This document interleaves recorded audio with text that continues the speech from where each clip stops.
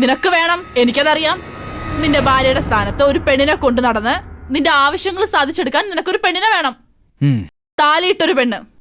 അങ്ങനെ ഒരു ഭാര്യയായി കൊണ്ടുനടക്കാൻ ഞാൻ സമ്മതിക്കില്ല ഋഷി.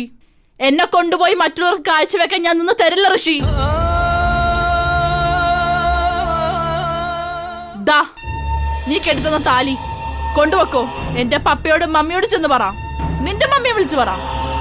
ഞാൻ നേരത്തെ പറഞ്ഞ പോലെ പറ, പല്ലവിയെ നിനക്ക് വേണ്ടാന്ന്. അവള് പിഴയെന്ന് വിളിച്ചു പറയ്. എന്നിട്ട് പറഞ്ഞ് മനസ്സിലാക്ക്. ചെല്ല്. എന്നാ നീ എന്ന് പറ. നിന്റെ തന്തയുടെ നല്ലടുത്ത് നീ എന്ന് പറ. ഋഷിയെ നിനക്ക് വേണ്ടാന്ന്, ഡിവോഴ്സ് ചെയ്യുവാന്ന്, ഒഴിവാക്കുവാന്നൂടെ പറ. പറ. ഞാനത് പറയില്ല. എനിക്ക് എന്റെ മമ്മിയെടുത്തും പപ്പയെടുത്തും അത് പറയാൻ പറ്റില്ല. കാരണം നിനക്ക് വേണ്ടി ഞാൻ അവരുടെ അടുത്ത് അത്രയും കെഞ്ചിയതാ. നിന്നെ ഞാൻ പിടിച്ചു വാങ്ങിച്ചതാ. അറിയോ നിനക്ക്? നിന്നെ വേണ്ടാന്ന് എനിക്ക് അവരോട് പറയാൻ പറ്റില്ല. അതുകൊണ്ട് നീ തന്നെ പറയണം നിന്നെ എനിക്ക് വേണ്ടാന്ന്.